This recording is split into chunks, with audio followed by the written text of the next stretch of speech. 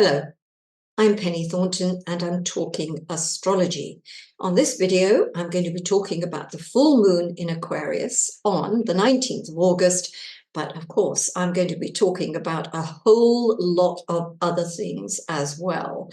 These last two videos, I focused on this all-important period from mid-July through to about the end of August, a 6 to 7 week period, in which so much is going on that already we can see the map has changed, and it's going to change some more, especially around the time of this full moon. I've spoken a lot about the Jupiter-Saturn square, and I'm going to be showing you a little bit more about that. But on this video, I'm going to be taking it a little bit more personally. So I'll be going through the 12 signs of the zodiac. And just for the record, although I take it primarily from the sun sign perspective, so if you know you're an Aries or you're a Cancer, go and look at that part of the video. But if you know your rising sign, and more specifically the degree of that rising sign, then you'll know exactly where this full moon is falling, and indeed all the other very important configurations. So you will need to go there. But you can do both or either. It's entirely up to you. Both have their different values. So before I get into it sign by sign, I will be taking a look at the general outlook and what's happening at this particular time, both in terms of the astrology, but also in terms of the ongoing situations, and certainly what I think could be potential scenarios based on the astrology that we have at the moment. So without further ado, let me get on with it, and let me talk first of all about the full moon itself. This takes place on the 19th of August, and it's at 1826 UTC. So you can make adjustments for wherever you are in the world for that particular exact moment of the full moon. And one of the reasons this full moon is so important, well, actually there are many, it's the alignments, the actual connection the full moon is making to Uranus is the most important reason why this full moon is like no other full moon. But there are other things happening at the same time. Now, it's also a supermoon, but as I've said on other videos about the full moon, I'm not sure that really makes a difference in terms of the interpretation. I couldn't say it does. And when we think about what full moons might do, they bring matters to a head, they create tension and release. They're about division and union. So these things are amplified, as I said, by the configurations that we have. But whether the fact that the moon is so much closer to the Earth really makes a lot of difference to the strength and intensity of the message of the full moon, so to speak, I don't know. It's also not a blue moon as far as I'm concerned. I know other people have talked about it being a blue moon, but that really means you have to have 2 full moons in a calendar month, and August only has 1 full moon, and it's this one. So let's think about Aquarius for a minute and the general meaning of this full moon. As I've said, it is about closure and completion, always. But because the sun is at the opposite point in the zodiac to the moon, we get 2 themes going for us. We get the idea of people coming together, of union, but we also get the idea of polarity, of disunion. And these, I think, are 2 things to play around with at this point in time. And if we build in the connection with Uranus to this full moon, we've got another layer of meaning on here that means very unexpected developments, unexpected endings, unexpected conclusions, unexpected eruptions of one sort or another. We can put all those keywords to do with the full moon and also Uranus together and make that little bit of a forecast. But I think, what else we need to look at is the meaning of Aquarius itself. And of course, Uranus is one of Aquarius's rulers. It's the modern ruler of Aquarius. The old ruler is Saturn, because of course Saturn was the limits of the solar system until Uranus was discovered. And so Aquarius has these two very, very different qualities. On the one hand, it is about breaking boundaries, of going where man has never gone before. We're thinking about technology, the digital world, artificial intelligence, brave new frontiers. That's all very Aquarius. We're also thinking of Saturn, which says, just a minute here, I don't want everything to be so loose and free that it isn't in a form of any description. Anything that we do in the sense of going beyond, it must have a framework. We must have a framework for it, which is why, of course, Aquarius is also a very scientific sign. Another thing we have to view about Aquarius is that it resonates with the idea of the brotherhood of man. And we believe and think about Aquarius as being a very humanitarian sign, and so it may be. But if we come back to this idea of the brotherhood of man, we're not too far away from communism, which of course is a very Aquarian, Saturnine thing as well, because what happened when communism was developed was the end of the monarchy in Russia. And out of that, everybody was created equal. There was no hierarchy. Nobody was better than anyone else. But of course, where have we got to, over 100 years later with that same idea of communism, is that you've got a sense of too much authority, disciplining, or encroaching on the freedoms of the nation. And I really do think we need to think about that. When we think about Aquarius, especially when we think about the age of Aquarius, when we think about Pluto in Aquarius, it isn't all about expanded consciousness and moving to a new world of light where people have the power. It's not really about that. And a good way to look at it is the idea of what happened with the birth of communism, was that it was a great idea. Everybody is equal. What a good idea.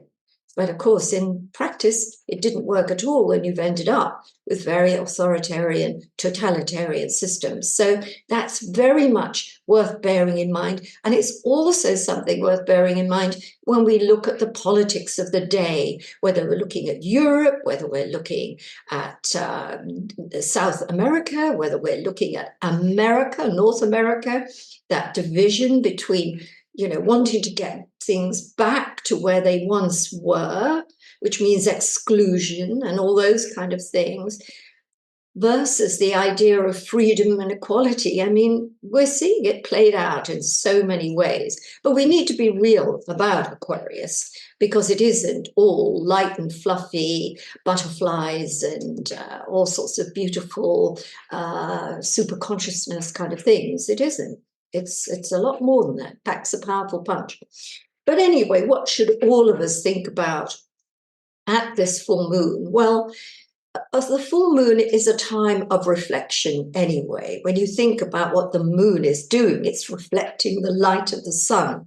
So one of the things we should make a point of doing is reflecting, is taking the time to just be quiet, to let the noise of the world go, and therefore things can swim into our consciousness that need to be addressed.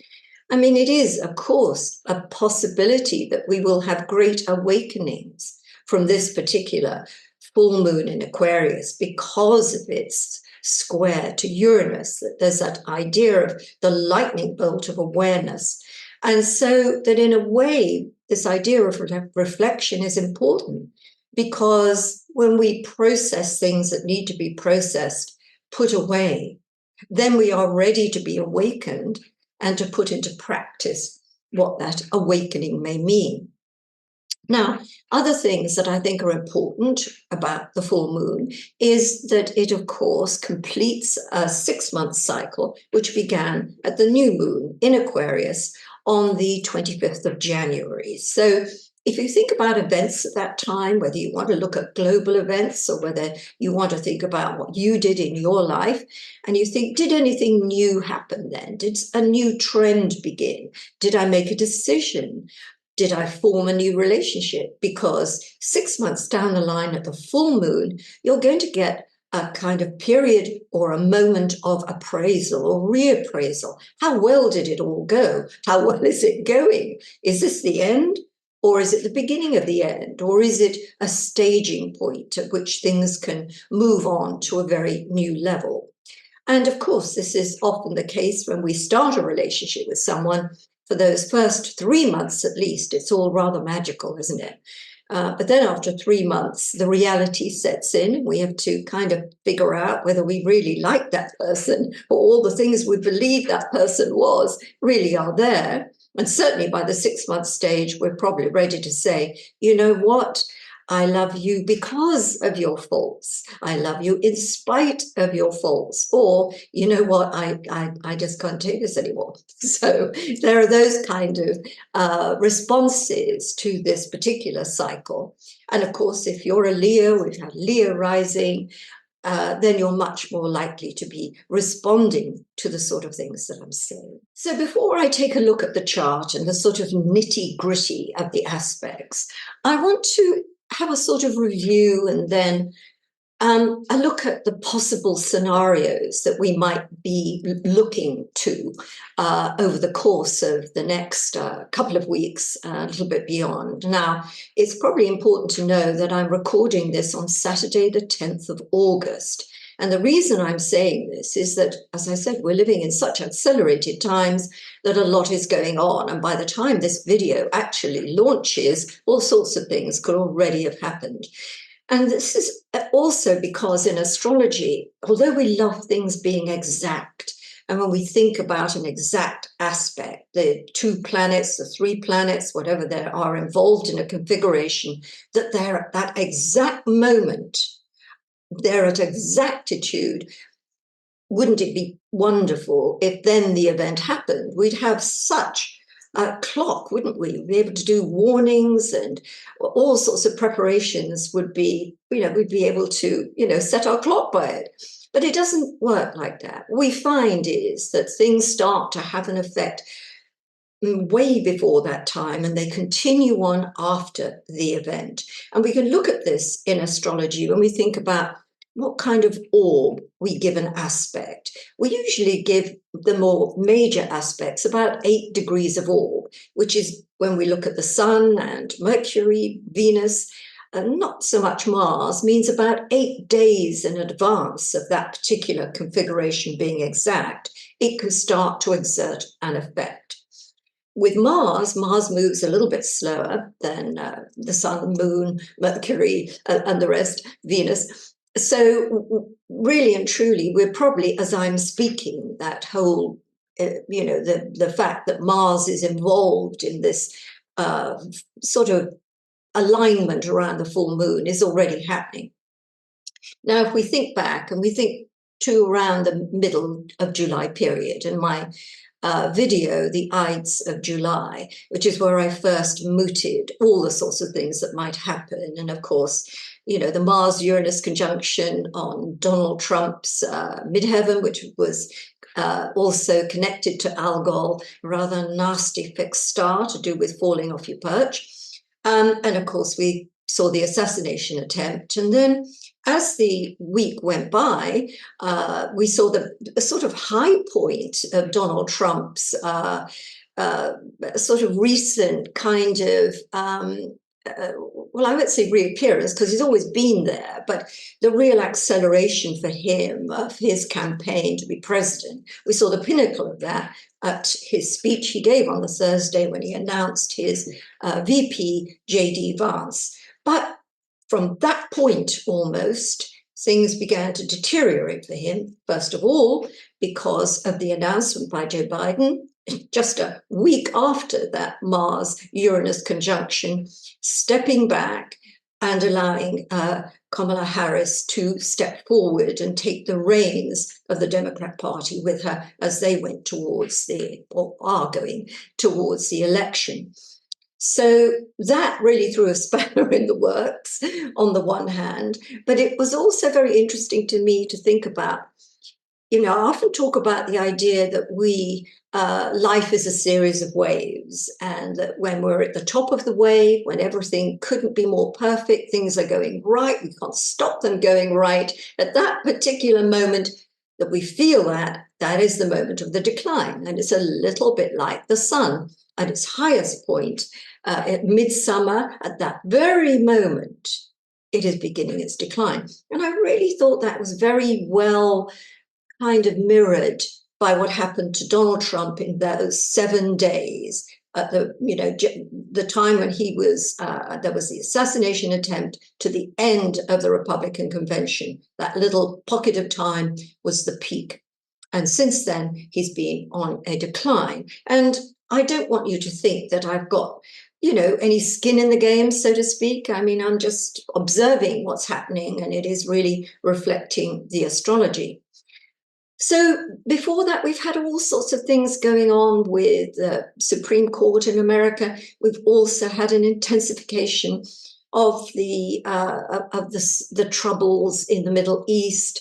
There have been all sorts of rattling of sabers, and it appears maybe we're on the threshold of a much wider war. Everybody hopes not, but these are the times we're living in, where everything is so volatile. Anything could happen. Even if people don't want it to happen, things can happen.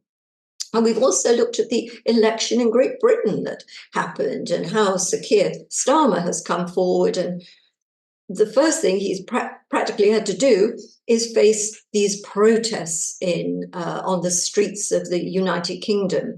And of course, we've had Elon Musk calling this the beginning of the civil war, which it's not, but it isn't a good thing.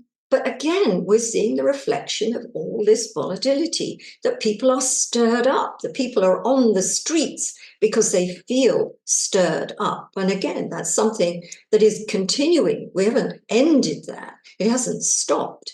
And likewise in France with the election there and the games, things are at extremes. There's both celebration and there's also upset. I mean, it's everywhere. We are living, as I said earlier, in unprecedented times.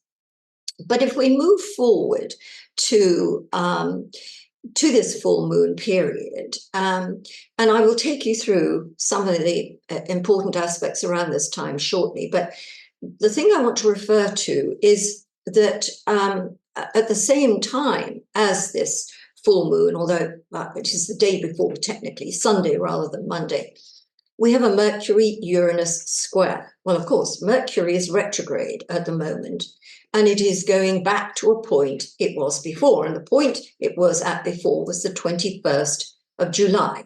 That was the day that Joe Biden stepped down. But also at that time, there had been an outage caused by CrowdStrike as they were uploading a Microsoft update. And it just blew out everything. Well, not everything, I'm exaggerating, but planes had to be cancelled, all sorts of problems with anything that demanded communications, especially internet communication, it went. So I'm quite interested that with this coming back the day before the full moon, that somehow in that mix of possibilities, we do have the idea of something similar. Now, in my Friday Bite on the 9th of August, which if you haven't read, I do these Friday Bites every Friday, and they're really about what's happening in the world and my astrological take on them. But in that, I talked about something becoming clear to me as I'd had a dream about an underwater kind of explosion, and I couldn't really figure it out. I thought maybe this is just symbolic, maybe it's about what's going on in my life, but I had a feeling it was more important. And so as I was preparing my Friday Bite, I came across in my research an article in The Guardian, which was about an undersea volcanic explosion that happened on January the 15th, 2022, just outside or in the waters of Tonga, an island in the South Pacific. Now, that caused blackouts and dreadful problems, and it's occurred twice since then. This is because the cables that the fiber optics that connect us all via the internet are lying on the seabed, so that if there's any disturbance on the seabed, these cables are very vulnerable to corrosion or snapping or even sabotage. There's all sorts of ways you could look at it. So I thought maybe with the return of this aspect and then the understanding that this undersea explosion did cause considerable damage to the fiber optic cables on the seabed at that point, that we could be looking at a similar situation in another part of the world, perhaps one where there was a greater interference really with the whole internet communication. Now, it was also no coincidence that as I was researching this whole thing about why did I see this sort of undersea tsunami sort of vision, Japan had put the country on high alert for the first time ever with the possibility of a mega quake. That means it's a quake above the 8.8 magnitude. So it seemed such a synchronicity to have these things together, and then to look at the astrology and to see that this full moon squaring Uranus so often implicated in eruptions. Now, they can be political eruptions, they can be volcanic eruptions, they can be all sorts of eruptions. But I think we should put into our pot of possibilities the fact of some geological disturbance around this time, not necessarily on the 19th, but around this time. And of course, that would destabilize everything, especially if it did upset the whole communications internet system, which, well, it might. So another possibility, and this is something I touched on lightly when I was looking at the Jupiter-Saturn cycle, which I talked about the affairs of state, because exactly on the 19th, the time of the full moon square in Uranus, Jupiter and Saturn are in square. Now, it's the first time they will be in square in this Jupiter-Saturn square cycle. They'll do it again in the December period, and then they'll do it again, from memory, May or June, I can't remember, but I'll keep you posted on that. So this is a time that we might expect some eruptions concerning Jupiter-Saturn events, whether that's to do with governments, whether that's to do with the rule of law, whether that's to do with the economy, whether the economy of one or two countries, or whether we're looking actually at the global economy. And for a minute there, on Monday, the 12th of August, it looked as though that Jupiter-Saturn effect was already happening, because there was a major collapse in the markets. But it rebounded. The markets rebounded the following day. Everything up to the 10th of August seems to be as it was.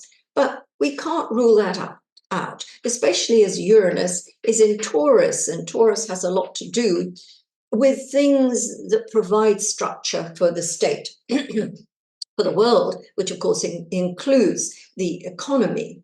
Now, of course, political upsets. Now, this, of course, and I hate to bring us to America again, but the reason why we have to keep coming to America is the fact that this full moon at 27 degrees of Aquarius is America's natal moon, and it represents the people. It's also Kamala Harris's natal Saturn. It is also Donald Trump's ascendant, descendant axis and Mars, and it's also J.D. Vance's ascendant, descendant axis, and Mars is square it. So it takes us immediately to North America, to events in North America. And the Democratic Convention begins on the 19th, on the day of that full moon. Now, it doesn't necessarily mean that the upsets are focused on the Democratic Convention, but certainly the Democratic Convention is going to feel the effects of whatever's happening elsewhere in the world, or whatever else is happening in terms of the politics. Now, it's not really such a stretch to think, if you follow what's going on in America with the division of the country and with Donald Trump's, I was going to say version of events, but if you believe Donald Trump and you are very keen that the Republicans get in, then you are very much behind a lot of the repartee that is going on, and the fears that if the Democrats get in, all hell will break loose. But if you support the Democrats, what you are celebrating at this time is this resurgence of enthusiasm for the Democratic Party, and in particular for Kamala Harris and her new vice president-to-be, and that is Tim Walz. So you've got these sharp extremes happening. And I really don't think the Republican Party, with its Project 2025 agenda, is going to sit back and let Kamala and Tim run the show all the way to the election. I don't think that's going to happen at all. I think there will be moves afoot to really destabilize that campaign. And maybe we'll see it happening just before or during the Democratic Convention. And this could come in the form of law and rules, or it could come in the form of protests, similar to what we saw on January the 6th with the uprising there, with people believing that the country and its democracy was in jeopardy and they had to save it, which actually, funny enough, was really the reverse. But anyway, we could have something similar going on. Now, we've also got Iran and Israel. The full moon, or the sun, actually, is on Israel's Mars, 28 degrees of Leo. So we know Israel's in the mix here. And we also see that Iran, currently, and especially as you'll see when we put up the map of what's going on, 17 degrees of Pisces, where Saturn is situated, is Iran's south node. So Saturn is on that nodal axis. So we can't leave the Middle East out of this full moon, Uranus, and all the other things that are going on at the time. It's like a little powder keg, this August the 19th. It will light up anything that's going to resonate with it. I mean, it's a little bit like what we think about astrology, or what I think about astrology, which is why the angles and why the aspects and the configurations are so important, because they're like tuning forks. You hit one, they tune everything, resonating with that, triggers it. So this is why you're getting this enormous sense of clusters of events happening, because of the resonance factor within the astrology, within the solar system, how it may work. And that's just one way of looking at it. So I think I'm just checking my notes here because I don't want to leave anything out. And let's, in fact, go and have a look at this chart now so that we can see what this full moon looks like in the setting of all those other things. Well, as you will see, I've got quite a lot of lines drawn here, and they're forming little patterns. We can see the full moon at the midday position, really, 1 o'clock position, if you like. Sun opposition moon, 27 degrees of Aquarius Leo. And we can see, if we look at the 3 o'clock position, Uranus there at 27 degrees 11. Now, that's 3 minutes of exactitude. That couldn't be more exact. And I've talked about seismic developments, but we can also look at the whole idea of geological pressure. And on some research that I've done on full moons, eclipses, and other suspects in terms of earthquakes. This is one of them, which is why I do think we'll get some kind of geological event around this time, not necessarily on the 19th. But as I said, Japan has already put the country on full alert because of their ways of looking at seismic activity. And here we have the astrology reflecting it. So there I have drawn in this triangle, what we call a T-square, Sun opposition Moon squaring Uranus. But there's another T-square, and that is from Venus in the 11 o'clock position, which is opposition Saturn in the 5 o'clock position, squaring both Mars and Jupiter at the 3 o'clock position in the 7th house. Now that's where the important Jupiter-Saturn square is, and what's bringing it to life is Mars and Venus. We need the personal planets to bring an aspect between two slower moving planets to life. And that's what's happening at this moment in time.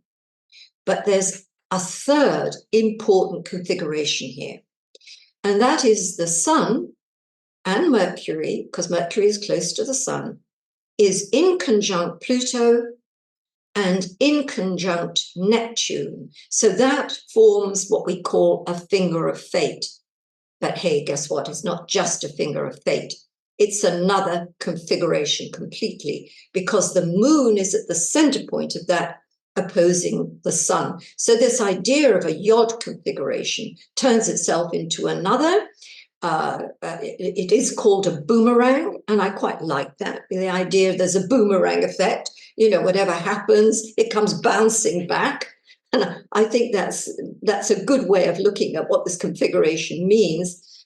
But it also, to me, represents a dart. And so we could see, too, that there is a kind of action here. When we think of not a missile, but some of those extraordinary planes, F-116s or whatever they are, they dart through the air. And in fact, one of the other areas of interest to resonate with this 19th of August and all the configurations is Russia and Ukraine. Now, Ukraine's moon is 22 degrees of Aquarius.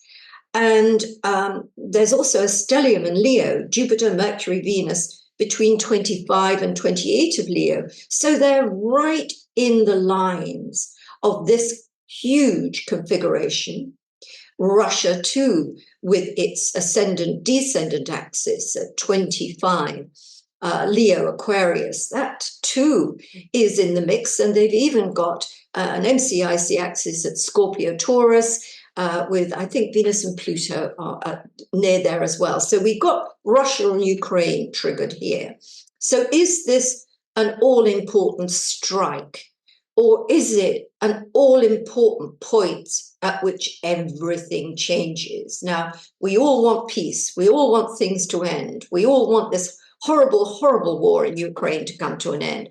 But does it come to an end in a blaze of glory or something else, like a big reshuffle in terms of Russia's ruling party, including Putin? I think it's a bit premature for that. I think we need to get to the Saturn-Neptune conjunction for that. But we are really only a matter of months away from that Saturn-Neptune conjunction, which is all important to Russia and the communist movement. So, let's put that in a mix of all potential developments as we look at these particular aspects. Now, as I say, I'm not too sure when this video is going up. I would like it to go up in the middle of the week, let's say about 5 or 6 days before the full moon, but I don't always have control over that. Because on the 14th, we have a Mars-Jupiter conjunction. That, of course, is the beginning of that triggering that big T-square configuration. And 2 days later, we have Mars squaring Saturn, 16th of August. So we can't really just look at Mars and Jupiter on its own. We have to look at Mars, Jupiter, and Saturn, and we have to throw Venus in there as well. So aside from the kind of ebullience of a Mars-Jupiter conjunction and the sense that there is joy and exuberance and big action, big, powerful actions. There's also Saturn in there, which says, just a minute, I'm coming down hard on this. There is also a cost to all of this. There is a price to pay. So when we're thinking about our lives, we may feel things are wonderful, we've got a great offer, things are happening that we celebrate, but we can't forget that Saturn is in there as well, which says reality must be brought to bear. There need to be limits placed on that joy. And I'm going to be talking about joy shortly as well, but it's all in there. And then we have the Mercury-Uranus square, which I've already discussed because it takes us back to the 19th of July. 22nd of August, the sun moves into Virgo. And on the 25th of August, the moon will be in Taurus, conjunct Uranus. So that's another day we need to look at for the sort of ramifications and further expressions of everything I've talked about, which is caught up in the alignments of the 19th of August. 28th of August, Mercury turns direct. Venus is opposition Neptune. There's a lot of dreams and delusion about a Venus-Neptune opposition. It can be wonderful, it can be uplifting, magical, spiritual, all of that. But of course, it can also be disappointment, betrayal, treachery. So let's see what's happening around that time. Mercury is direct, so there's going to be a lot of information coming to light from that point. So if we've all been in a bit of a fog up until that point, or we're still trying to put the pieces together of things that have happened in our own lives, as soon as Mercury goes direct, we could start indeed to pick up the pieces. Finally, 29th of August, Venus heads into Libra, which is very good news for Librans, because when Venus is in your sign, there's a lot of joy in life. Maybe not every day, but certainly when it comes into connection with your sun. So here we are, back in the room.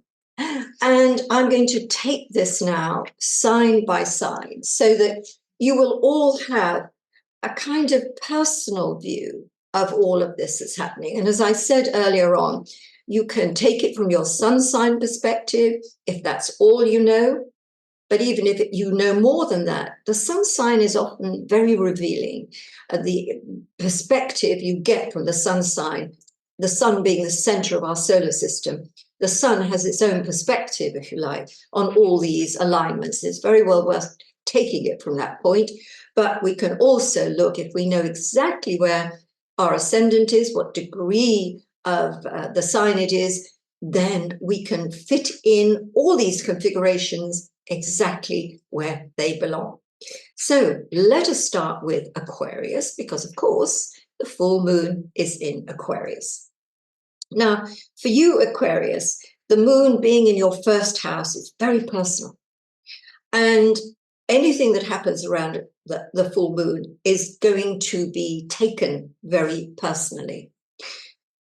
You may be in the center of a relationship issue. Now, it may be that a relationship is taking off and you really feel this is becoming serious. So around the time of the full moon, you want to make an announcement, or you want to say, look, we're out. I want to come out with this relationship and say who we are. We're coming out. On the other hand, you may decide this is the perfect time to get married, the perfect time to move in together, the perfect time to do something in our relationship that amounts to making a major statement. But let's not forget Uranus is in the mix. And Uranus says, this is probably not going to be pre-planned. Well, obviously, if you've got a wedding, it will have been pre-planned. But other things may not have been planned. They come out of the moment. And maybe there's something of a revolutionary effect about that. But you know, with Uranus, I use these 3 B words: breakthrough, break up, and break down. And we need to bear that in mind with Uranus here, that we could be looking at the breakdown of a relationship, even the break up. And we need to extend that out. It isn't just about romantic relationships and marriages. It's about any relationship that you have with a company or with a business where you have partners, you have made a commitment to that company. And so this is all about the relationship with the company. So it is equally possible that a relationship breaks down and that there's an ending to a contract. So we look at all those things. What we also look at is that configuration with Pluto, 0 degrees of Aquarius. So it's right at the very beginning of your sign. And this particular positioning of Pluto is affecting those of you born from the 19th to about the 21st of January. So this kind of angle of tension, this boomerang configuration that I talked about, could mean great things in terms of what happens at this time for your future going forward with another person or with an organization. It could also be events happening in another person's life impact yours, and there are subsequent very important changes in the wake of them. When we come and look at that configuration with Saturn, Jupiter, Mars, and Venus, we're in the area of money. So this could be a very good time to make investments or to reap the benefit of something that you have put money into. It could be good for a property sale or purchase. It could also be good for a business if you are self-employed and you have, placed your energies into building your business. But because of the boom-bust quality of Jupiter-Saturn, you must always build, you must also build into your thinking the idea of what goes up must come down. So there is a lot going on in your life in these areas, but the particular focus really is that whole thing to do with relationships and the impact other people have on your life and what happens within the context of a relationship. And especially if you were born around about the 12th to 16th of February, this configuration with the full moon is really strong. But if you know you have planets around about 27 of the fixed signs, Aquarius, Leo, Scorpio, Taurus, or 0 degrees of fixed signs, Scorpio, Aquarius, Taurus, or Leo, then you too are right in the center of all of this. So if we come now to Pisces, we can see that the sun is almost in your opposite sign. And as far as the houses are concerned, it's in the 6th house with the moon in the 12th house. And that full moon is squaring Uranus in the 3rd house. So these are what I call the seeking houses in astrology. We seek to know things. We seek to advance our knowledge and our experience. We seek to expand our knowledge, expand our consciousness. And the 12th house, of course, where the moon is situated at this full moon, is the spiritual area of the horoscope, and it is also the area of the unconscious mind. So this full moon for you could come under one single theme, and that is awakening. Now, of course, an awakening to something is a wonderful thing. Everything changes when we're woken. Not when we're woke, but when we're awoken. And that can happen in a way where the dawn of light just, it happens to us. We suddenly see things clearly. Or it can be that somebody brings us the information that allows enlightenment to happen, that we are awakened to the true state of things. Now, that could be good or bad. It isn't, the astrology doesn't tell us whether that's a great and good thing for you or whether it's disturbing for you. But in a way, it's all good, because it's often when we're awoken to something that is not very good, it gives us an opportunity to do something about it. And this axis, these houses, aside from being the seeking houses, also have an element of service about them. It's also about health and well-being. It's about the health and wealth of mind, body, and spirit. So it may be a particularly important period for that, where you may feel either under the weather or weighed down with events, or you've been through too much and you're mentally stressed. So it's possible that that's the way this configuration will work, so that you feel you can't take any more. Of course, you can take more. That's what we say to ourselves. And we say it out loud, I can't take any more. But actually, we can, believe it or not, go up another gear. And we find that's the important thing, because it's when we feel we can't take any more, and yet we continue, that we do find that other gear. And it's in finding that other gear that we add tremendously to our being, our awareness, our knowledge, you name it, all the sorts of things we might associate with that sixth, 12th, third axis. We've also got Saturn in Pisces and also Neptune playing a part in the other configurations that are here. Now, Saturn is opposing Venus in the 7th house, and that's the area of relationships. So it could be that you're at an important moment for a relationship. Is it time to make the ties that bind? Or is it time to unpick the tapestry of your relationship? Only you will know when you reach that. But certainly if you are born in the middle of March, Saturn is definitely on your case, so to speak. So this is a time when you're learning a lot, where, you know, you're being aware of the reality of situations and making adjustments according to the reality. And I think particularly for you, this idea of feeling I can't take any more is a clue or a signal for you to notch it up another bit, even if you think you can't. And Jupiter is in the mix as well. So there's this idea that there could be a celebration. Maybe someone in the family is getting married. Maybe there's something going on within the family that makes you feel as though this is added immeasurably to the family experience. Or again, we have it in the reverse, and something to do with the family is causing us not necessarily sadness, but concern. But remember, it's not over till it's over. And even then, there are ways we didn't think of that the world could turn. I think, too, we're looking at that Neptune, Pluto, Sun, Mercury configuration, which I referred to as the boomerang. And this, to me, takes us all the way back to the first thing I talked about, and that is being awoken. Something awakens you, either to feelings you didn't know you had, to the real state of affairs, or to something that you need to know. Okay, Pisces, well, let's move on to Aries. And Aries, for you, this full moon is taking place on the 5th, 11th axis. That's the axis of creativity and collaboration.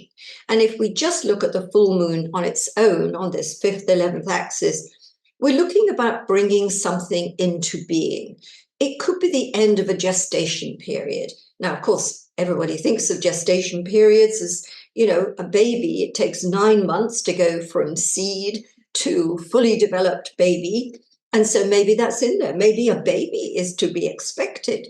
And if it is, we've got Uranus in there and it says, oh, we didn't expect that so suddenly. Or something happens in terms of babies and birth that is kind of outside the box. It wasn't what we were expecting. But of course, you can have gestation periods for all sorts of things.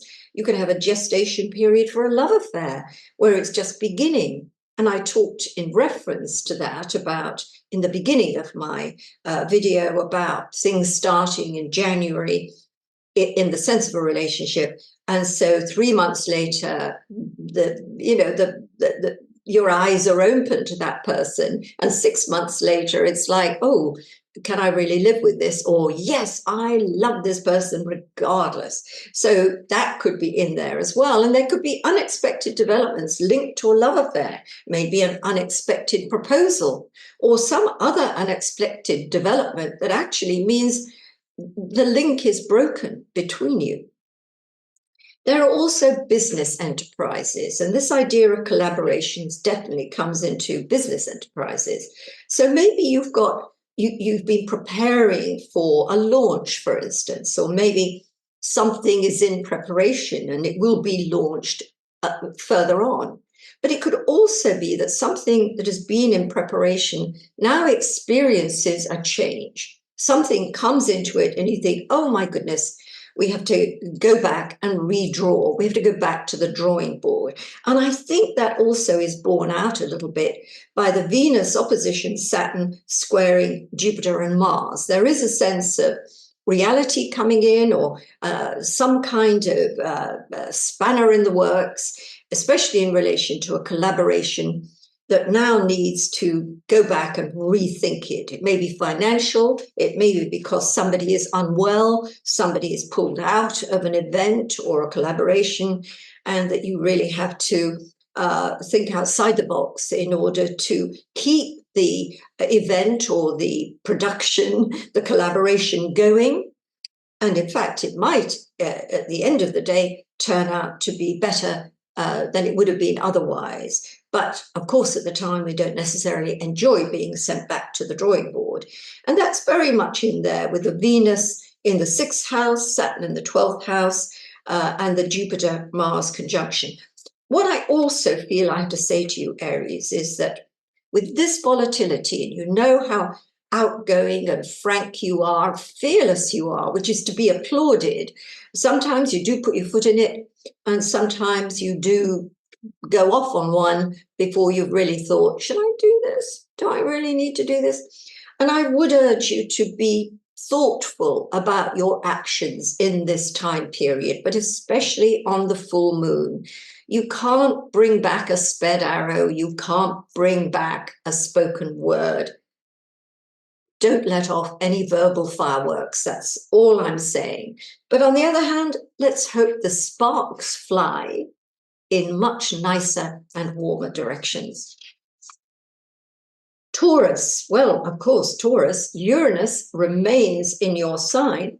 And if you have a May to 23rd of May birthday, don't you know you've got Uranus in your sign? Maybe it's very exciting. You've had an exciting year, and there are all sorts of possibilities presenting themselves, and you're jumping up and down thinking, how lucky am I? On the other hand, especially if you're in that birthday group, you could be thinking, what's going on? All this was in the bag and now it's not. What I thought we were going to be doing isn't happening. What's gone on here? Why is this all now up in the air? Uranus does tend to come in and shake it all about. And the thing to do with that is to remember that sometimes you need to shake something around to loosen it up, and then it falls into a better pattern. And I think if you have that image in your mind, you're going to be able to, enjoy, maybe that's too great a word, but handle this period of the year in a way that you can see the benefits and gain from it immediately, rather than feeling a bit resentful that fate has stepped in, or that somebody has dropped the ball, or that things have not turned out because of the way things are, even if it's something to do with government or something that's happened in the world. There you are thinking, oh, all my plans are ruined. But it's possible to make new plans. And maybe that's what this full moon is all about. It's teaching you to be a little bit looser with your plans so that you can make adjustments on the spot very quickly. And technically, this full moon is in the area of career on the one hand and home and family on the other. So it is possible that either something related to your job or something related to your family and home now suddenly changes. And, I use 3 words for Uranus, 3 V words. One is breakthrough, and the other 2 are break down and break up. And if you play around with those 3 words, you've got a pretty good handle on what this full moon configuration with Uranus is all about. It's about those 3 B words. But let's focus on enterprise, on thinking outside of the box, of saying to oneself, all right, so I can't do it this way, but maybe I could do it that way. And if something goes at this point, if let's say a job ends, or maybe you're buying or moving into a new house and suddenly that can't happen. I'm just using two isolated, random kind of ideas. Something better is going to come in the wake of it, because with Uranus, we're always reaching into our higher selves and a higher purpose. So even though you may be comfortable and happy with a certain state of affairs, it's not right for the you who you really are, or the you who are in the process of becoming. And whenever we get Uranus to our sun, and those are the birthdays I've just mentioned, that's what we're doing. We are connecting with our true selves, and therefore anything that isn't a reflection of that truth has to go away. It's that simple. Of course, there's also Pluto in the mix, and that means if you've got a birthday somewhere between about the 20th and 22nd of April, then Pluto is on your case. And that means there's a slow process of core change going on within you. And the events of this particular time period are helping that process of core change. But again, with Pluto, we get that feeling something is stripped away. We can't have it anymore. But it's a good thing. We need to manage without it. Now, the same here, we look at Saturn in this configuration with Venus and Mars and Jupiter. This has a financial edge to it. So it could be that you're coming into money, or that you're making good money, or that you're investing in something. And I think that's very good. But if the reverse happens, and let's say you have lost a job and your income changes, and maybe there are other aspects of your investments that are now not what you thought they were, you can live to fight another day. That's really, really important. And it's also important to know, and however these messages are coming to you, the tighter you hold on to something, even if that's a person, a relationship, a treasured goal, a job, money, the tighter you hold on to it, the more restricted you make it, and the easier it is to snap. And if you keep that in your mind as well, you won't go far wrong in handling this period of time, and certainly making some understandings about it. So now we come to Gemini. Now for you, this full moon is happening on the 9th, 3rd axis. And that's the axis of communications, and we can throw travel in there as well. So not only do we have a full moon on the axis of travel and communications squaring unpredictable Uranus, but we're on a retrograde Mercury as well. And that's also in the 3rd house. So journeys are going to be inconvenient. Now, it may be that they go perfectly well, but let's take an analogy. You've caught the plane, you're in the plane, but guess what? It's stuck on the tarmac for 4 hours while they sort something technical out. Or you're sitting in between a screaming child and a large, portly person. And so you can't move. That makes journeys difficult. So we could be just looking at that in a kind of everyday sense. We all get stuck in those positions from time to time. We've all been stuck on the tarmac waiting for the plane to taxi to the runway.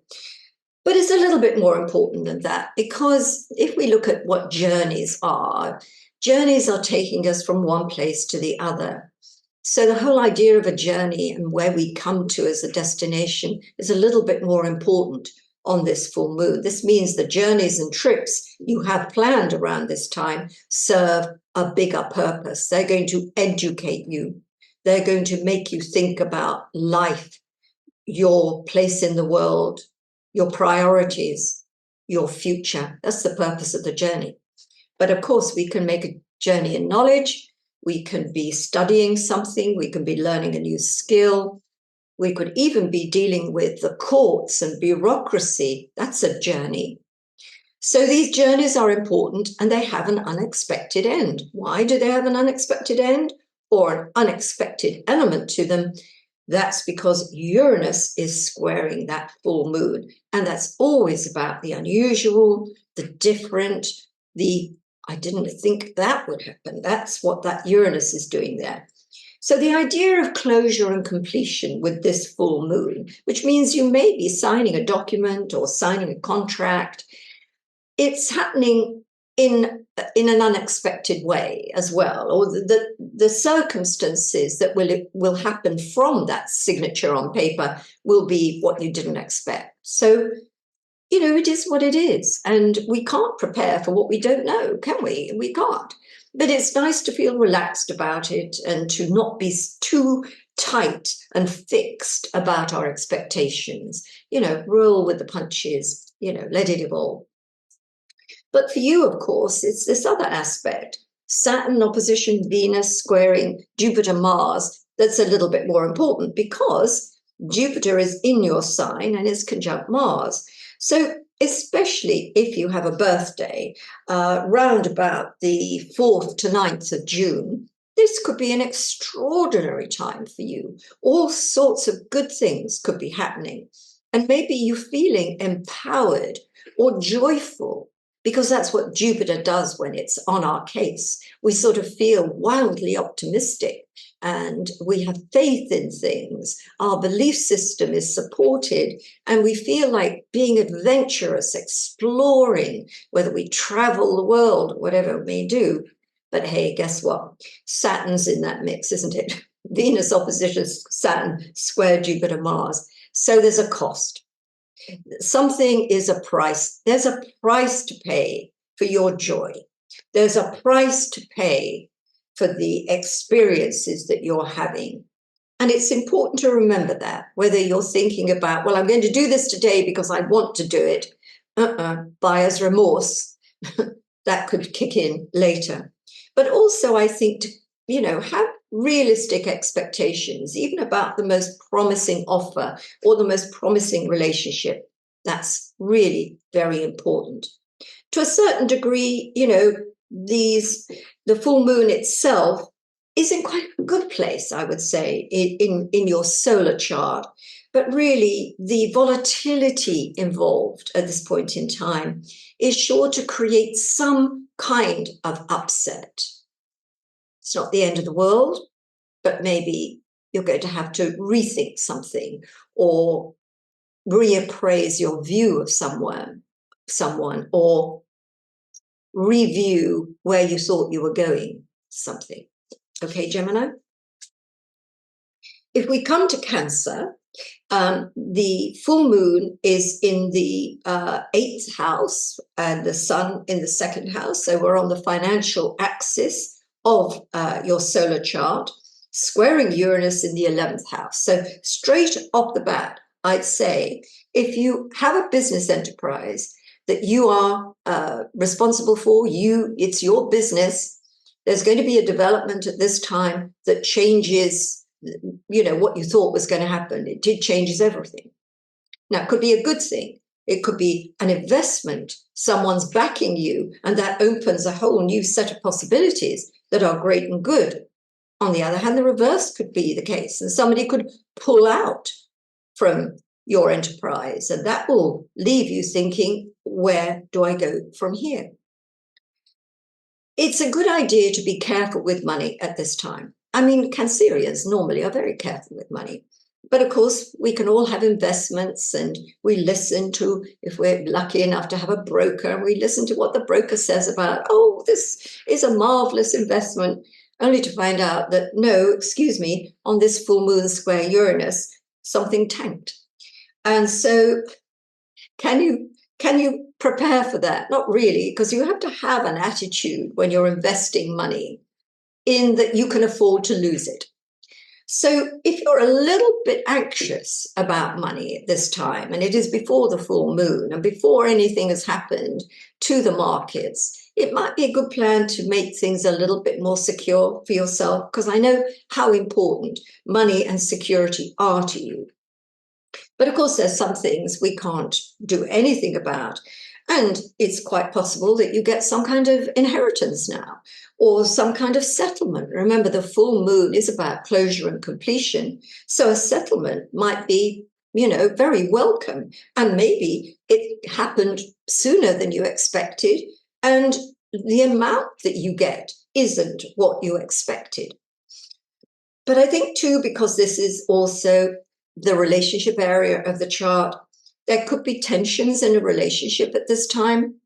And what you want to do is not get that, oh, this is the end of the road feel. You have to sort of say, okay, I'm going to ride this out. I'm going to see where this takes me. Maybe I'm being difficult. Maybe my partner isn't behaving well. But you know what? Let's get a little bit further along the line before we start thinking about separating or doing something about our relationship. Let it roll for a little bit.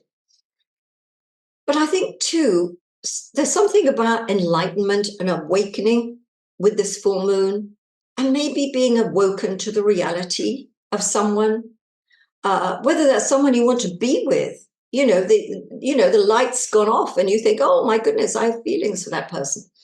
Or whether it's the light of awareness and you think, oh, I've really seen this person for who they are. Then again, this can be quite a shocking awakening, and you need time to absorb it and make some plans.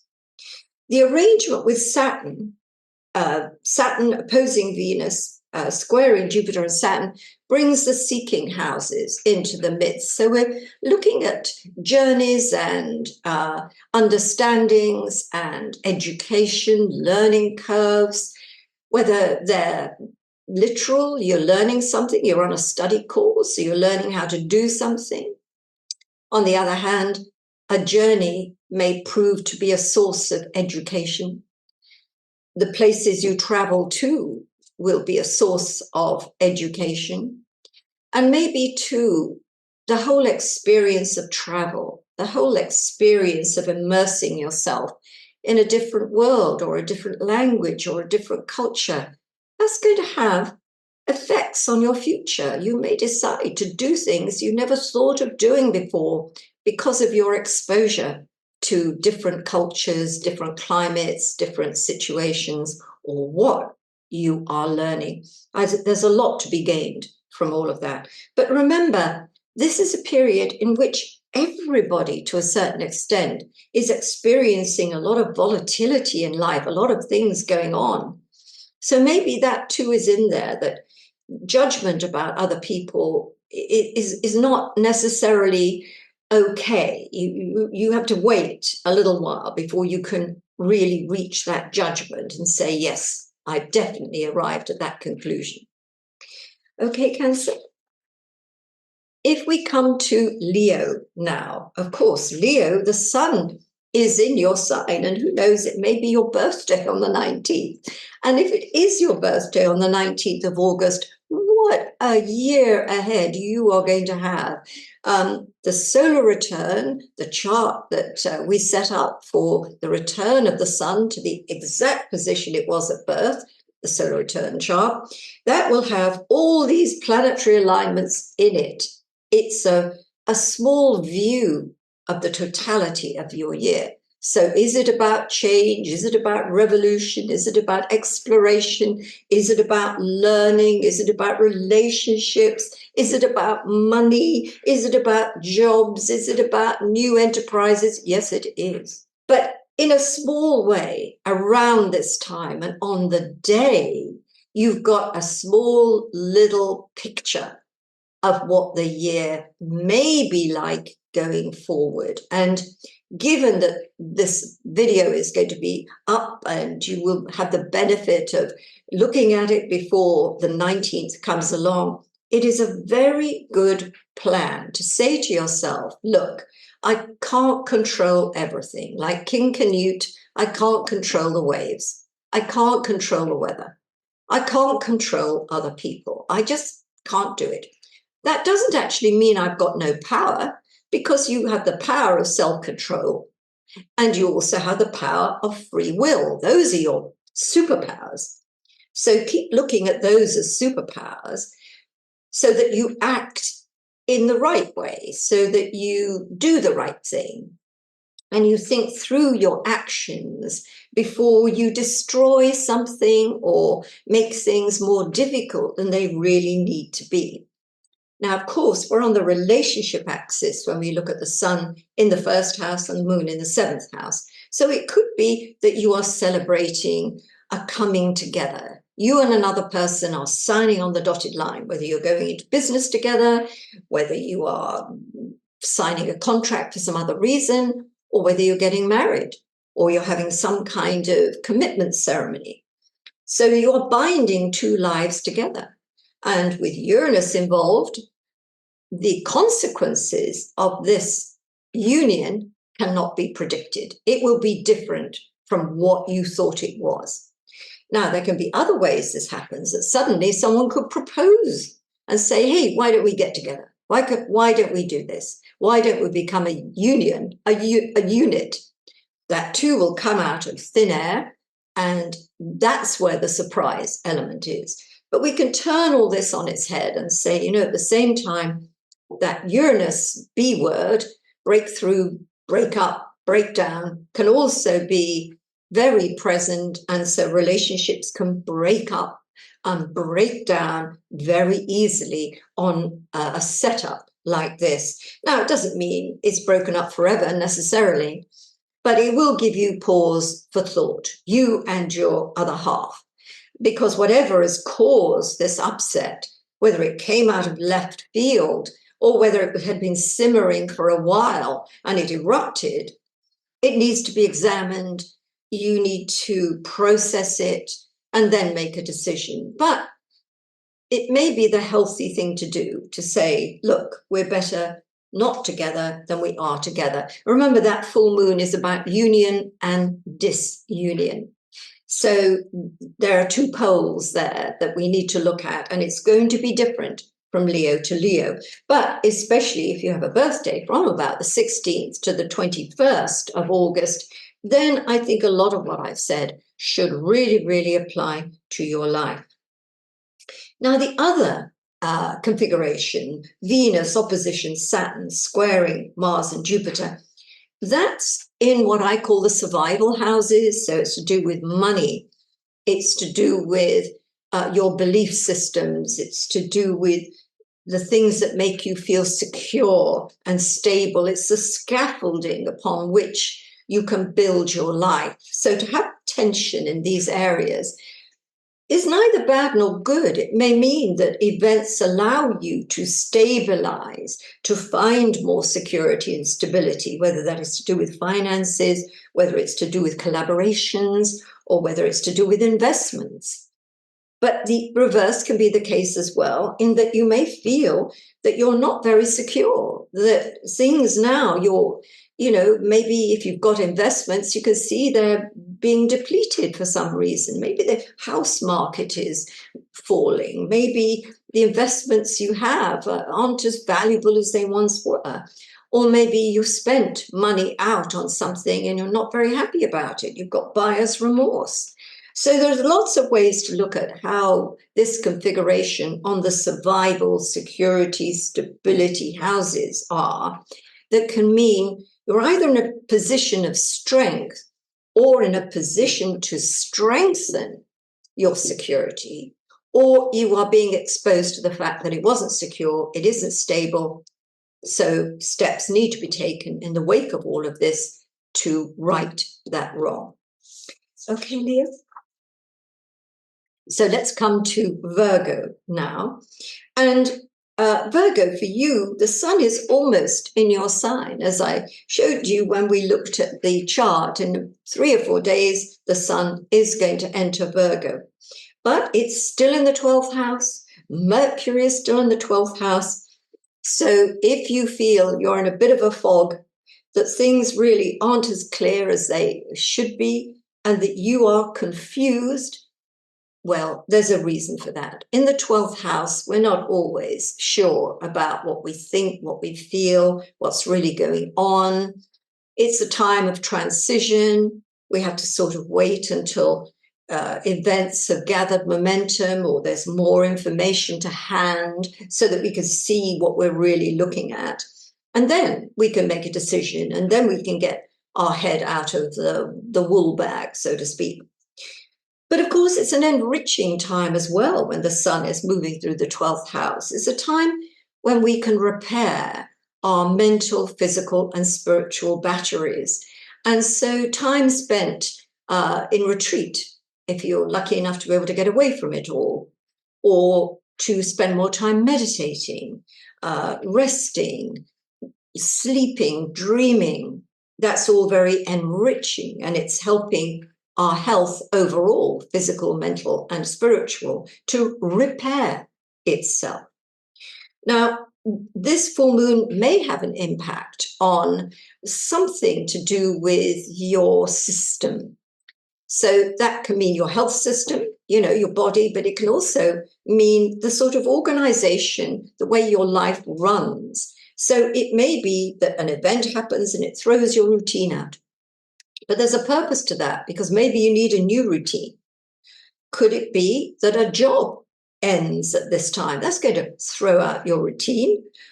So there are all sorts of scenarios we could look at that mean, hey, I've now got to do something that I didn't expect I was going to have to do. I'm going to have to reshape, redraw the map here. And of course, because Uranus is involved with that full moon, it happens suddenly. I would be careful of myself with this configuration based on where it's happening in your solar chart, or if indeed it's happening in your 12th, 6th, and 9th houses. I would say, you know what? I'm not going to take a leap of faith. I'm not going to push it. I'm not going to allow myself to do too many things at the same time, putting myself under pressure. I'm going to cut down the pressure. I'm going to cut down my timetable, my commitments, because I need to experience this for the good that it can bring me in the sense of enlightenment and awakening. I want to benefit from this configuration, not find that I'm up against it and something is broken, something is damaged, something is, broken down, instead of allowing that Uranus expression to open up a new vista and open up possibilities that you can now work towards. So pack yourself in cotton wool. Don't overdo it. Don't do what you don't want to do. If someone puts pressure on you to do this, do that, do the other, remain very firm if you know that's too much for you. Enough is enough. So be the wise virgin, not the foolish virgin, and do what you know feels right for you, your body, your mind, and your spirituality. Be in that truth and you won't go wrong. And now to Libra. So for you, Libra, the sun is in the 11th house of collaborations, creativity, humanitarian endeavors, things to do with other people, teamwork, team spirit, all of that kind of thing. And it's exactly opposite the moon in the 5th house of creativity and the self. So what I was saying a little bit earlier about the actions of the many, the idea that the focus and your actions should be in light of what is good for the many, as opposed to the idea of what's good for you, really speaks long and loud in terms of where this full moon is taking place in your solar chart. It's squaring Uranus in the 8th house, so we've got a sense here too of finance, and also of not just teamwork, but partnership as well. That comes into it too. So the full moon is a closure and completion process. So it could be that something is done and dusted in terms of a financial relationship you've had with someone. Maybe it's the end of a contract. Maybe it's the end of some other kind of working together with a financial element. On the other hand, we could be in the realms of romance. And so for you, the idea that a shortish relationship has reached a crossroads. And the issue is this relationship built of the right stuff? Can we go forward at this time? Or is it something that is best left as a happy memory? So we have issues related to love, romance, and finance locked up in this particular configuration.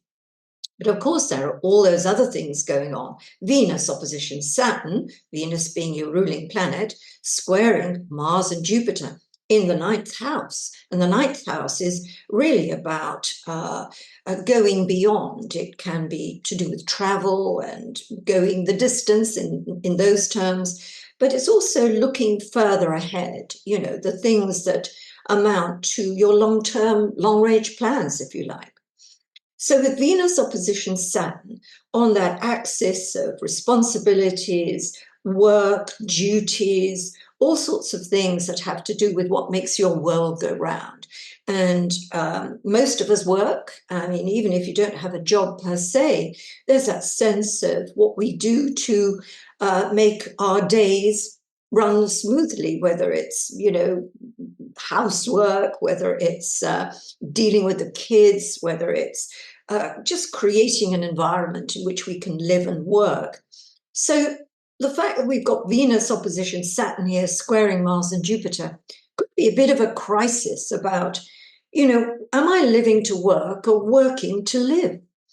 And I suppose there's a bit of both in all of us. Sometimes we do have to just work to bring in the bacon, but at other times it's that question about what kind of value am I getting from my work? And also the bigger sense, because these are seeking houses, the 12th, the 6th, the 9th. It's about what you do for others. And that gives us a sense of purpose when we can do something that benefits other people. Sometimes that's a byproduct of the job we do. We don't necessarily go out and help other people, but what we actually do is in the service of others, you know, but it's a byproduct, let's put it that way. But I think this might also have to do with the duties and responsibilities in life. And because we've got some kind of emphasis on things to do with relationships, sometimes I think we forget that the duty of love is just as important as the loving and the pleasure and all the lovely bits we get from being in a relationship.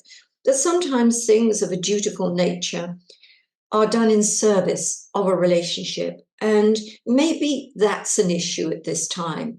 Are the responsibilities of that relationship too much for you and you feel you're carrying too many of the relationship, the duties and responsibilities? Or is it something that you are embracing because your love and sense of devotion and duty is strong enough? And there's a sort of other aspect of this too, which can be to do with your spirituality and to do with the religious beliefs you have. Do they serve you? Do they serve others who are in your life as well? So it's quite a big setup for you in a way. And what I would say, Libra, is knowing your own truth in the sense of, is this responsibility too much for me and why is it? And then getting to the root of why it feels like it's too much, because it may be too much and that responsibility needs to be shared, that duty to others needs to be shared. Or it may be just looking at the whole area of loving someone and being in a relationship, being even in a working relationship and thinking, you know what, this is part of the duty of this relationship. And you know what, I'm going to embrace it and do it willingly. So quite a few things to think about, but again, that full moon, that sense of things happening suddenly, whether they're awakenings or whether there are events that suddenly put that whole issue of collaborations, who is important in your life, you know, the creative axis. It may even have to do with one's offspring, children, all of that. But there's got that uncertain element, that surprise element playing into it. So Scorpio, for you, I mean, Uranus is a long-term resident in that area of relationships, and it's particularly focusing on those of you with birthdays sort of in the middle of November there. So whenever Uranus is tweaked, and for instance, of course, that happened big time in April, May too, there may have been developments that happened at that point that changed the status quo in a relationship, whether there was a sudden realization that you really liked someone and that's going to change a whole lot of things in your life, or whether it was the fact that suddenly there's just so much going on and you're not really enjoying it very much in a relationship, and you've already questioned whether you should be in this relationship or not. So we've got those issues coming back at this time on this full moon. Technically, of course, the sun is in the 10th house of career and life direction. The moon is in the area of home and family, the roots of life, the foundations of the future. So it could be that there's a bit of a crisis of on the home front or the career front, or maybe it's something to do with getting that balance right between how much of your energies and focus is on making money, making, meeting the material demands of life, and of course your career, and how much is to do with your personal life, your personal privacy, the sanctuary that is something that we find at home base or within ourselves. So it could be a crisis in terms of trying to get the balance right. Although, again, we could be looking at things suddenly happening career-wise or family and domestic-wise that, of course, bring things to a kind of crunch point. Things change thereafter. But yes, let's look at relationships again and think, if you have been at a point where you thought, oh, I'm not sure that I want to stay in this relationship or whether this relationship is working, then, of course, this full moon squaring Uranus in the 7th house is probably going to bring you to that crossroads. And even if you don't necessarily make a decision on the full moon, in a way, it's completed, it's done, and however long thereafter it takes you to put, everything together, this is what it's all about. It's about, what really matters. Is something done? Have you finished? Is it over? Is somebody not behaving well? Is that relationship, that working relationship even, is it broken? And then we look at the Venus-Saturn opposition squaring Mars and Jupiter in the 8th house of finance. So finance is part of this picture as well. Whether the reason there is stress in a relationship is because there are financial constraints or financial issues, that does happen. Finance does get in the way of friendships. It gets in the way of loving relationships when there's so much pressure. So is that part of the mix? Now, of course, when you look just at Mars and Jupiter on its own in the 8th house, you might think, oh, I've got money coming to me. My goodness, it's more than I expected. Or whether you're involved in some kind of sale of a property, or you're selling property, your own property, whatever it is. There's a sense of doing good, making money, investments really paying off. But then you add Saturn and you think, oh my goodness, here comes Saturn. So it's not easy. It's not that you've got everything you want and more. There's caveats. There's a cost, a price involved, even in something great and good. And maybe it's karma as well. Saturn, being the planet of time, is also the planet of karma. So perhaps the things that are happening at this moment in time are karmic in origin. Whether that helps you or not is debatable, but sometimes it does. Sometimes it's like, okay, I need to fix this. Or it's the creation of new karma, and what you want to do is right action always, whether we're talking about your financial relationships with other people, whether you're talking about your own attitude to money, or whether, again, it's wrapped up in the bigger picture of a really important relationship like a marriage or like a long-term relationship. So it's complex, but everything comes to a head under this full moon. And as I said, you may feel compelled to take action, whether it's in response to a set of events that have happened surprisingly, or whether something just wells up inside you and says, no, I've got to do something about this. And of course, you do what you have to do in the moment that you have to do it. It's your choice.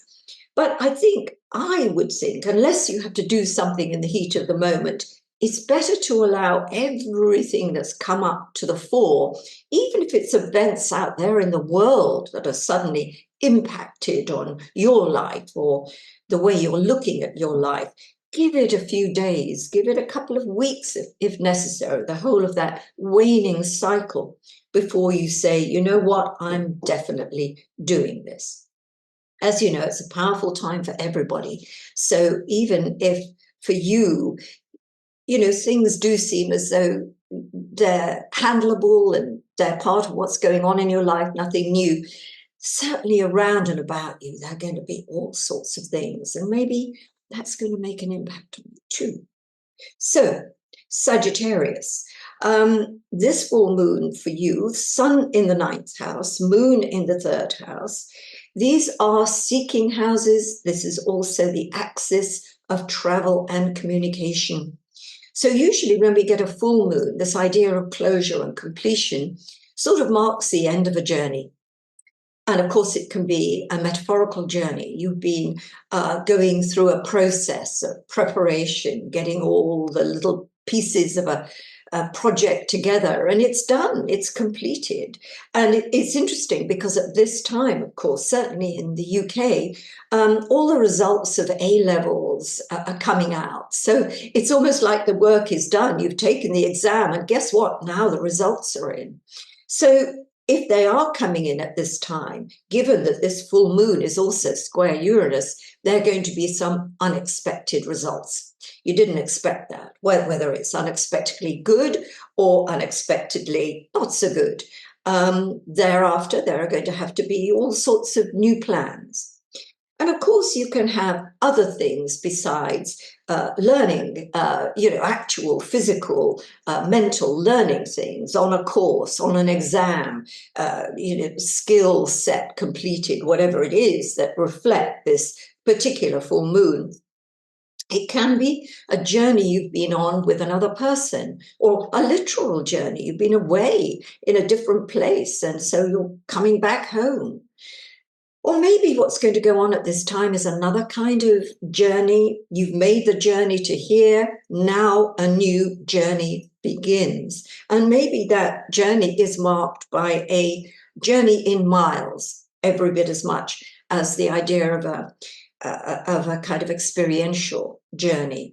But always remember Uranus in the mix, so it's not what you expect. So is this full moon something to really do with travel and your arrangements get thrown out? Whether it's the weather, whether it's something happening in a different part of the world impacting on your travel plans? Or is it that something else comes along and says, whoops, you thought you were going, you thought this is where your travel was going to take you to, and guess what? It's all a little bit different. But again, the seeking houses are really to do with purpose in life, meaning in life. So a lot of the events that are happening at this time are to really sort of get you reoriented with your priorities and your life priorities and your long-term plans. And even if they come as a bit of a surprise, the events that do this, they're good for you. They're good for getting the right perspective on things. These are all good words that we can use. But if we look at the other configuration, we look at the Venus opposition Saturn squaring Mars and Jupiter. We're in the area of career with Mars, your role in life, where you're going. And we've also got Uranus in the area of work. And we've got Saturn in the area of home and family. So it could be that there are changes in any one of these things that also impacts your future in some way. And Mars and Jupiter, of course, which come at the center of that Venus-Saturn opposition, are in the area of relationships. And I certainly know I've got some Sagittarians who I know very well who are actually getting married at this time. And when we look at that, we think how wonderful it is to make those commitments and that Mars-Jupiter sense of I'm so happy about this. But at the same time, there's a serious element going on with that Venus-Saturn opposition that's saying, ooh, this is serious. This isn't light. This is serious.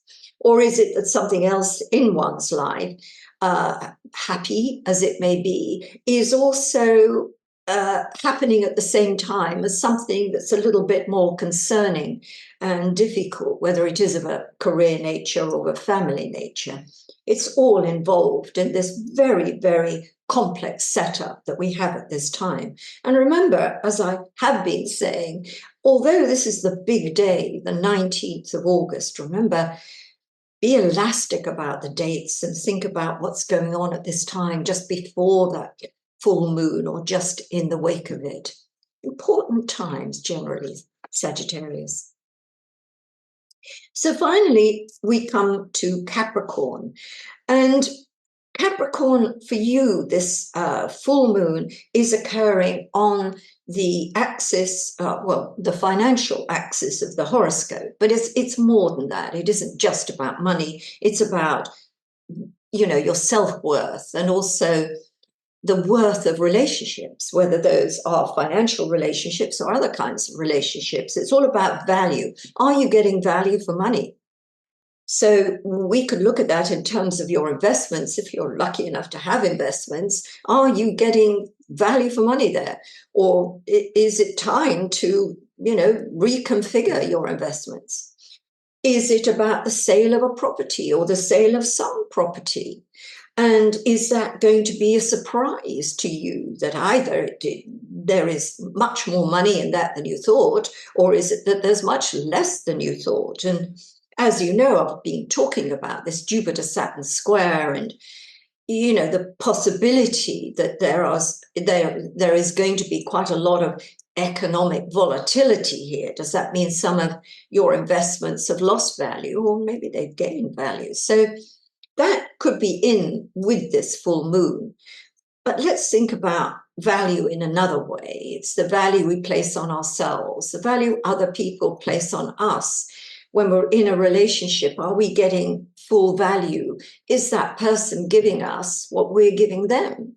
So all of that is kind of under the spotlight, the astrological spotlight, and in a way you didn't expect. Is it an event or a set of circumstances coming about that suddenly gets you thinking, am I getting full value here? Is this what I should be involved in? Is this working for me? It could also be something to do with an offspring or a child or a pregnancy or baby to come, that there are now some kind of surprise developments. I don't know what they might be, but who knows? Somebody may discover they're carrying twins and not just a single little new human being, or it could be that their dates are out. It could be all sorts of things, or maybe even an unexpected early delivery of a baby.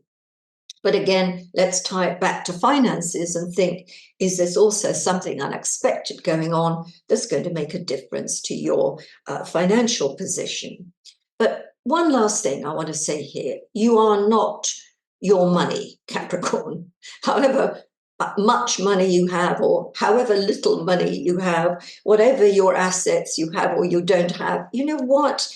It's you who matters, you as a person. And it all comes down to how much value you place in yourself and how much people are treating you as a person of value. And that's very definitely in this mix when we look at what we've got going on here with the Sun, Moon, Uranus vibe.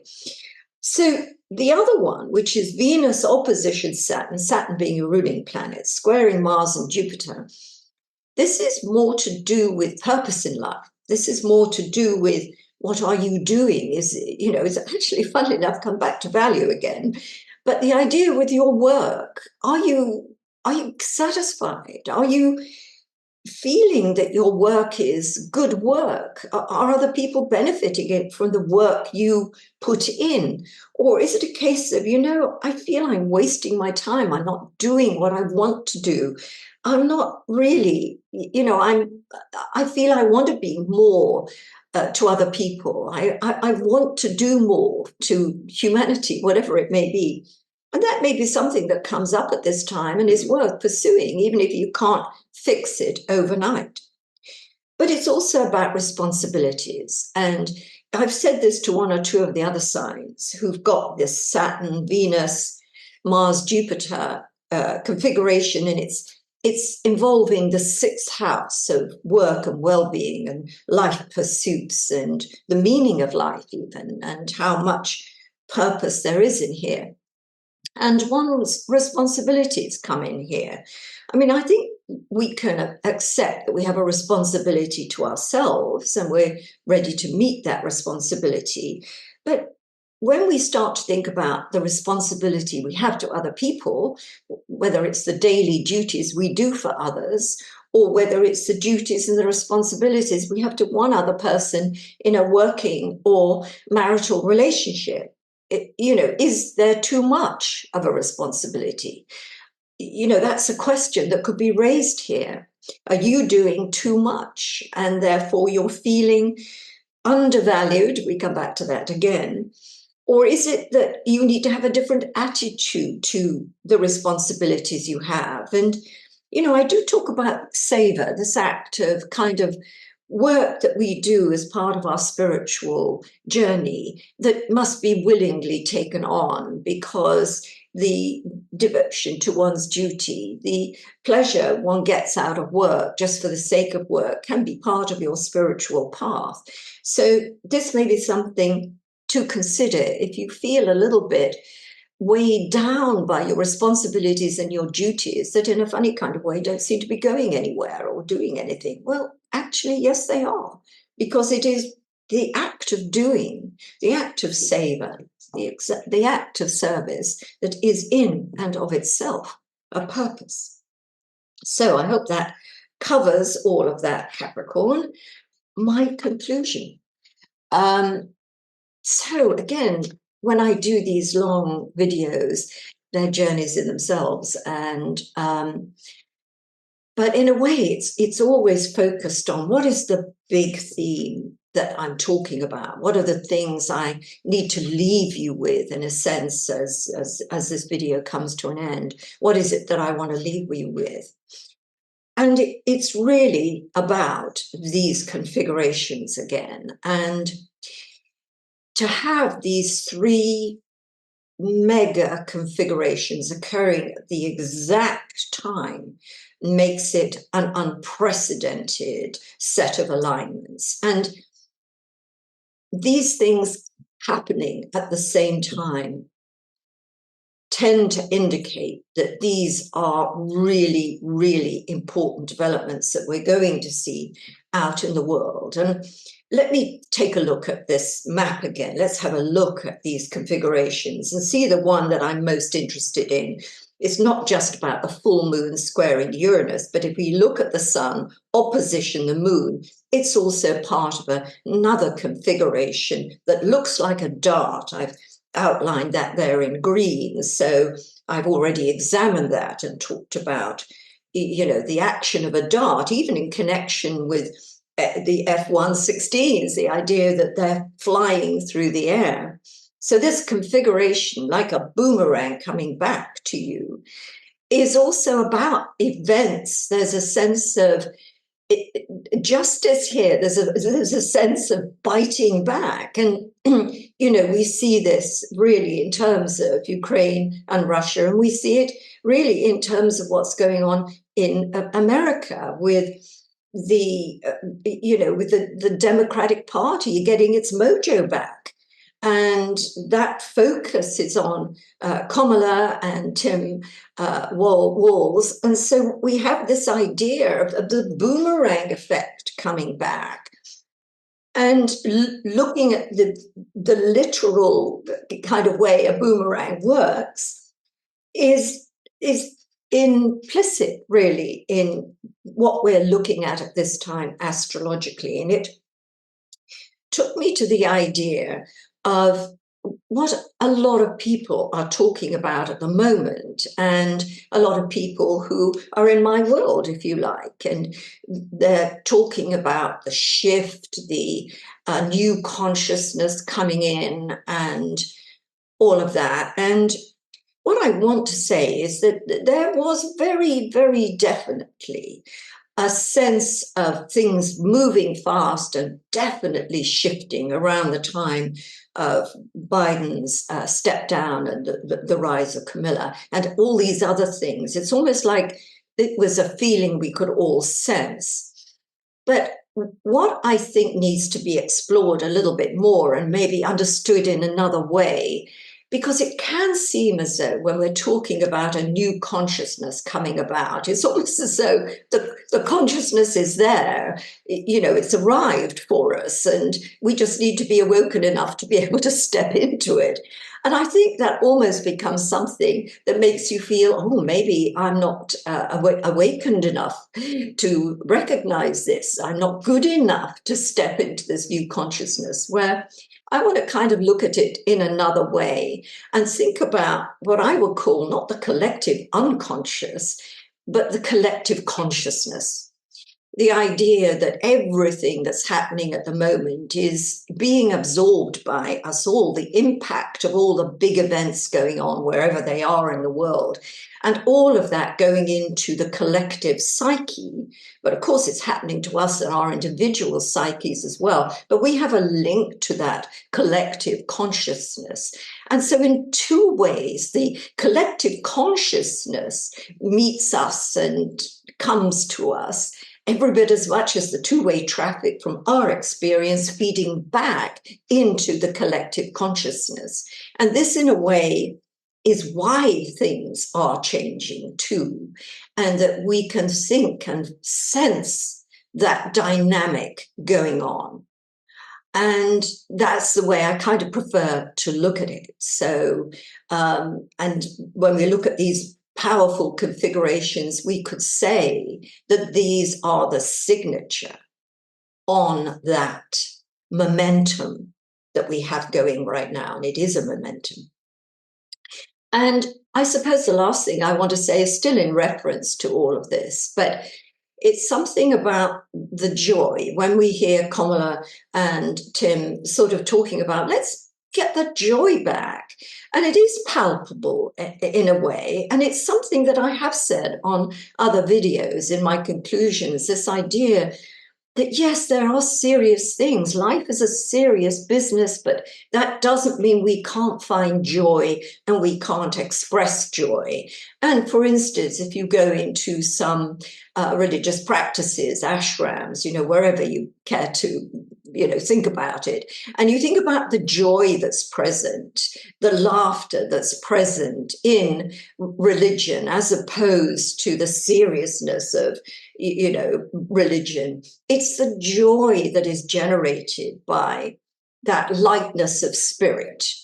And I think that's what we're seeing brought to us in different ways. And it is certainly something that we can generate within ourselves. We can be serious about life. And yes, difficult things happen to us, and we do feel upset and concerned about them. But even within that, there is a sense of joys that we can find in the moment. That's something. I mean, I know myself, having been, at funerals with people I've loved very much, how often there's just something that happens that makes everybody laugh, and it lifts the moment.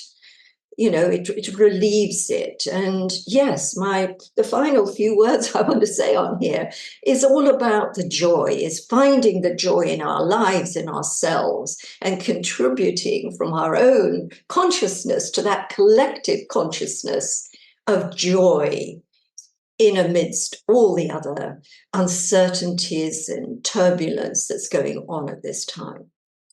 So thank you all for being here. If you love these videos, please subscribe. And if you haven't yet visited my Friday Bites on Fridays, then take a look. You might really enjoy those. And all those other things that are extra beyond these videos. They're there to be tasted and enjoyed. So until next time, bye for now.